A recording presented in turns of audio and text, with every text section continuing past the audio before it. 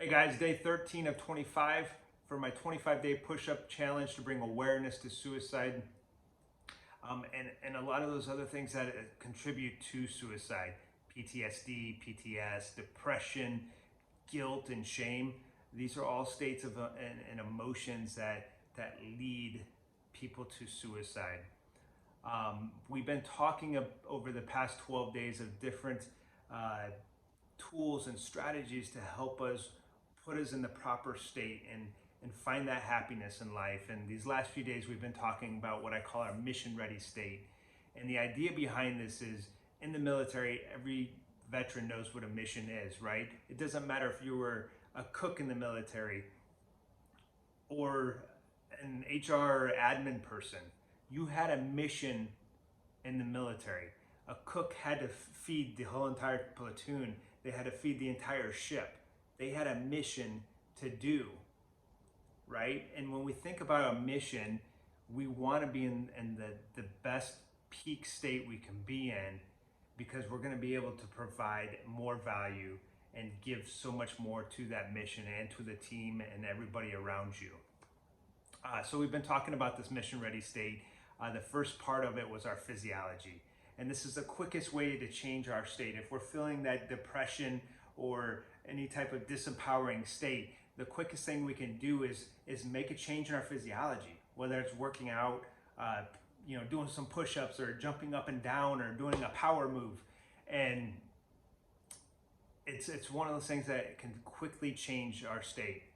The next step we talked about, or the next part of this, was our focus, right? What we focus on, we become. What we focus on, we magnify. And if we focus on the good, then we're going to magnify the good. If we focus on the bad, we're going to magnify the bad.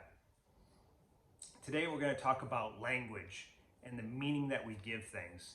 And this is so important because we tend to have these language patterns that we have in our lives that really give things good or bad meanings.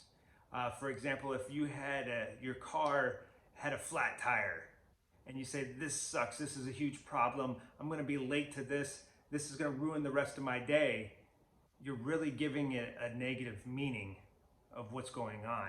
Instead, you can have different language. Say, "Well, this is an interesting challenge. How am I going to go about getting to my next meeting on time? Or how am I going to go about getting around the rest of the day for whatever I have to do with my car?" What that does is you're asking yourself different questions. You're asking yourself, how do I fix this problem? You're becoming resourceful, and you're focusing on what needs to happen to get things done. You're not focusing on the negative. And that's what this language tends to do, is what we do is constantly thinking is asking ourselves questions. If you say, "I'm going to think about something," you're asking yourself questions about whatever it is you're thinking about. So when it comes to our language, we have to make sure we're using empowering language and not disempowering language. That's the third part of the mission ready state. And I've always added a few more things to remember, which is our support system and just doing the little things, right? Do the changes in your physiology. Change that focus just a little bit.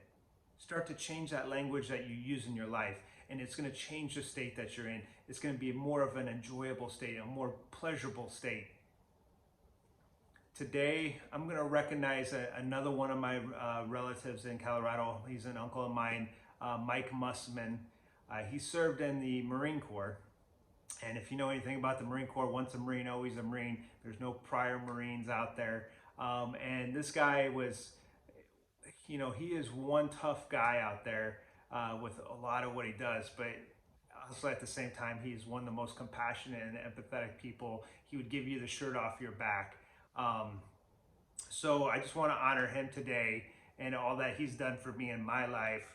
I wouldn't know half of what I know in building houses or fixing houses, what I do in my real estate side of my world, but he's helped me understand how to do a lot of this stuff, and he's always been that person I can call up and ask questions, and he would be there to help me out. So today I'm just recognizing him. I'm going to be doing these push-ups to recognize him. Let's get these push-ups out of the way.